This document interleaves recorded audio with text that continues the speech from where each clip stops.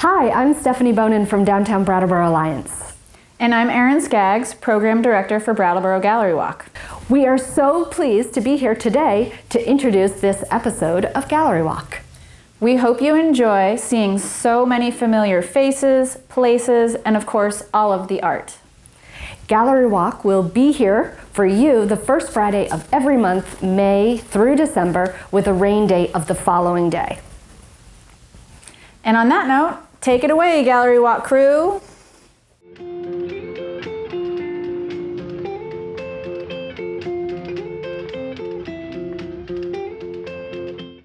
Hi, welcome to Gallery Walk in June. I'm Kathy and I'll be your host, wandering around, talking to the folks, being friendly, holding hands with our neighborhood chicken. Come on.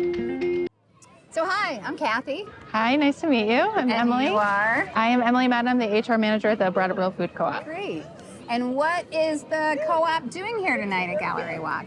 So we have our first event where we are selling food at our food vendor over here. So we have the low cost point to bring people in, talk about shareholder memberships here, talk about employment, and really just get to know our community. Nice. Are you signing people up tonight for shareholders?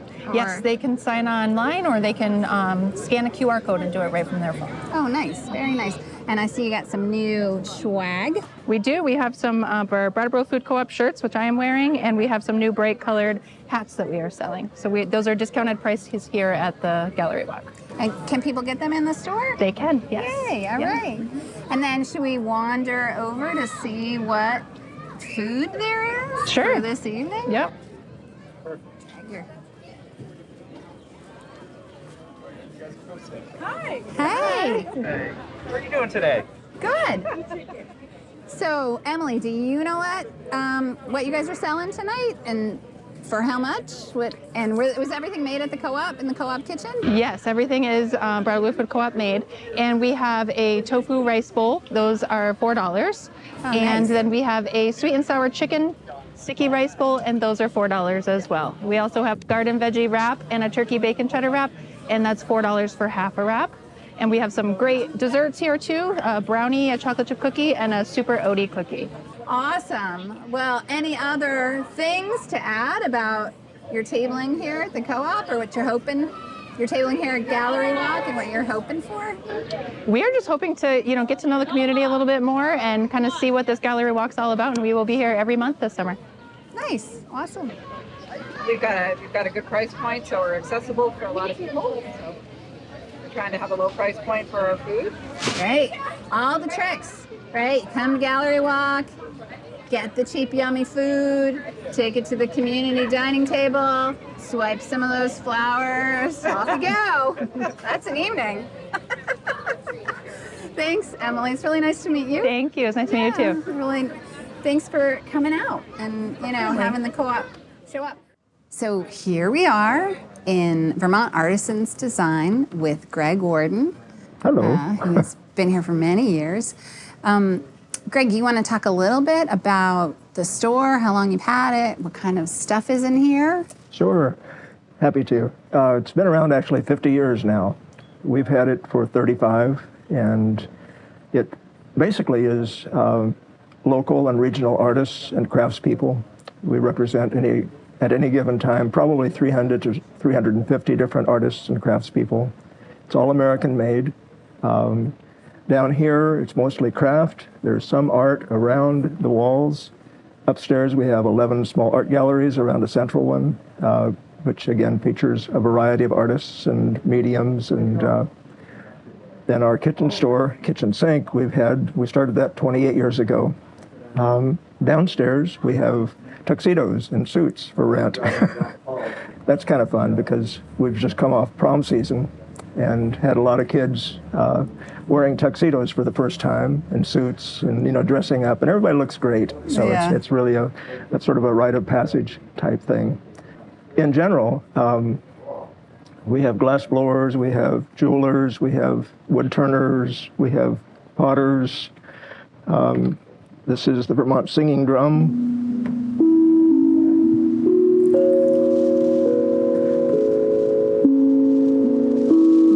these are made up in Burlington. Nice. He makes them in different keys. We do puzzles, as you can see. These are wooden puzzles that have little figural pieces in them. Did you find that during the pandemic, did you end up selling more and more puzzles? A lot of people liked puzzles during the pandemic. Yeah, I think hunkering down in the winter, we were doing a lot of puzzles in our houses. Yeah, for sure. Been doing it for a long time. How do artists set up with you? Like, do you go out looking for people, or do artists come into the store and sort of solicit and say, like, could we have some space here? Like, how does it work that you find people or people find you? And then also upstairs, like for those gallery spaces, do they rotate? Or do you sort of keep people in for a while or something? Well, we have an in-house jury that figures out what comes in. So we go looking for people. We've been here long enough. A lot of people come to us looking to have their work shown. But again, it's a process. So we just don't come in, you just don't come in off the street and say, here's my stuff, hang it up, please. There's a process to go through, and we'd like to have things that, are, again, local and regional and have good quality. I mean, that's, I guess, the key is quality. And upstairs, we rotate our own exhibits. The artists, a lot of them will have their work displayed by themselves in a room, but others have 2 or 3 artists in one room. Excuse me. Again, those change, and there's a new featured artist or 2 or 3 each month. Mm-hmm. That's part of the gallery walk. Tonight, we've got John Dimick, who's a local artist, former cross-country coach at the high school and shop teacher, and he's painting in the front window. He's doing a painting of the interior of Dunkley's machine shop right now. Oh, very cool. Which is really kind of nifty. Yeah. Again, he has a nice local following because he's painted Main Street, and he's painted Dunkley's, and he's painted the Brooks House, and, a variety of places around the area. How did you end up? I've always been curious about this because it's such a Vermont thing to have this mixture of tuxedo, art, craft, and kitchen store. Mm-hmm. How did the kitchen store come to be? Like, was that similar, like, to the tuxedo, where you ended up, it was already in existence, or you thought, no, oh, we need to sell some colanders or something? Well, my wife always liked kitchen things. Yeah. And we were across the street where Beatniks is. When we purchased it, there was a yarn shop in the back end and craft in the front. And after a couple of years, we realized that we weren't selling a lot of yarn. And Susie said, well, I've always wanted to do a kitchen shop. So we said, okay, well, we'll get rid of the yarn and we'll start a kitchen shop. So we had stores for a little while across the street on both sides, kitchen on this side and craft on the other side. And that allowed us to have a space to do the tuxedos when Dexter's were leaving. So then we were joined up over here on this side of the street a couple years later. And so we've been here ever since. Yeah. But, so you have been deeply involved in the changes on Main Street over the years. It's been kind of fun to watch everything go and come and go. Nice. But yeah, so it's really nice to have you here tonight. Great. So here we are in the window of Vermont Artisan Designs. Just a quick conversation with Greg Warden, the owner, and John Dimick is here tonight painting in the window. And so what painting are you working on, John? Tonight I'm working on a series of paintings I've been working on of Dunkley's Machine Shop.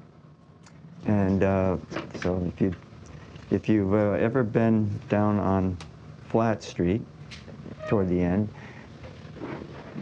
Lester Dunkley runs a shop that his dad used to run for many years. And a trip inside Dunkley's Machine Shop is like a trip back in time. It's a fascinating place. There are lots of machines stacked and pushed off to the side that are no longer in use, but many of them are still in use. It's dark, I won't call it dingy, although there's a certain amount of oil residue in there. And somebody mentioned earlier that you can still smell all the oils. But it's a fascinating place to visit. Lots of angles and light and reflections and things. And not to mention the fact that Lester's a very entertaining guy to talk to. Yeah. So I would recommend anybody in town, if you're looking for a walk back in the history of metalworking, stop in. But that's what I'm working on tonight. I work from photographs that I take, and try to keep the photograph fairly accurate. So I'll grid my paper and I'll grid my drawing paper, and I'll take a lot of time with the sketching process. I use a masking agent to preserve the white lines till later. That's what this blue area is. And then I start light and gradually work darker, and hopefully I make something that's interesting to look at. Do you mostly work in watercolors, or do you do different medium? Or? Took some watercolor with a group, and I did oil painting with Marilyn Allen, and I liked both mediums, and but I discovered that unsold watercolors stack a lot better than unsold oils. So nice. Plus I had pretty good. I was having pretty good luck with having people that were interested in the watercolors. Yeah. So I gave up the oils after about 5 years, and so strictly watercolors right now and drawing, and fortunate to get into some. Well, so it's good that you're out and you're covering the town tonight. This is a great. The Arts Night is a great thing. And this is the third time that I've been in to do this process of sitting in the window and painting. And I find it to be very fun, really. I actually do end up doing more talking than painting. Do people actually come in, they see you, and then they come in to talk? That's been in the past. But the painting over here is actually a painting from a gallery walk last spring, I think, when who was the band? The DiTrani brothers were playing, and there's a second painting that may be upstairs. So the DiTrani brothers are playing at the end of the street, and this is, of course, Brooks Pharmacy with the... Here we are in the gallery in the woods, downstairs, and really pleased to speak with... I'm Bobby DiTrani. Bobby DiTrani, right? Is that how you said it? So is one of the artists in residence here tonight. We'll look at your paintings in a minute here, but so Bobby, you want to tell us a little bit about who you are, where you're from? Sure, yeah. I'm originally from North Bend, Washington, which is like a small, well, it used to be a very small town in Washington State. It's like 45 minutes from Seattle. And I've been coming back and forth to Brattleboro for a number of years. And this last time, I stayed here for a long time because COVID happened, and all of this work was created in the past 2 years, I believe, of being here. And I haven't shown work for a long time, so this is very, very nice to have it out here. Nice. Yeah. You want to walk around a little bit and talk about some of your pieces? Yeah, is there a place to start in particular? That looks like the beginning. Okay. I'd say, something like that. So let's see, when is this one from?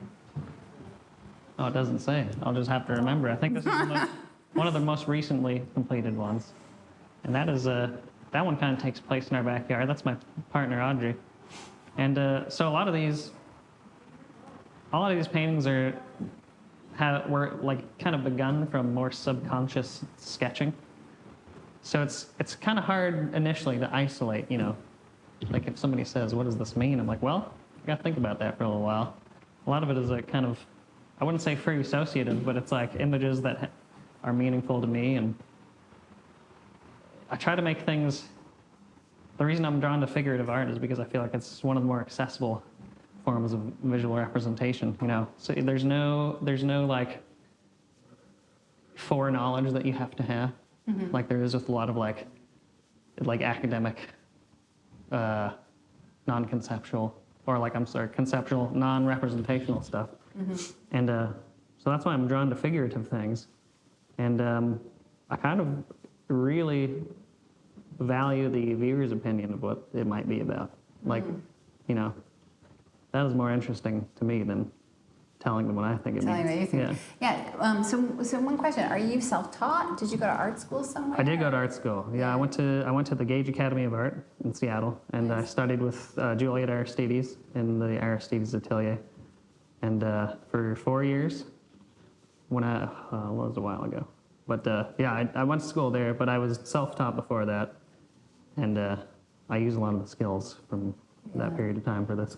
And are you? Stuff. I mean, there's what from what I see is there is, at least in what you have here, the human being is like central to everything. So do you work with models? Do you work from a photograph? Ideally, I work with models. Yeah. Like, you know, when I was in school, we worked primarily, well, like entirely from live models, and that's what I prefer.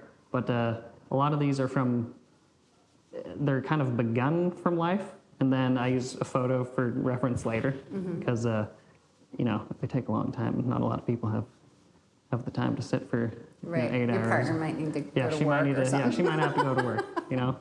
Yeah. Yeah. And in the future, I'd really like to hire some models. It's just kind of a, you know, when I have better means to do that, I think Yeah. I will. But for right now, a lot of these are started from life and then completed with photos. Yeah. So Well, so I'm glad to give you, I mean, I walked in and I definitely feel like I get a bit of kind of good and evil going on in Sure. a lot of the paintings, you Sure, know? yeah. And in a lot of ways, I feel like the images are really, they're almost classical. And relationship, right? A lot of, Yeah. you know, there's a lot of like looking directly at someone else, Yeah. looking directly out at the viewer. yeah.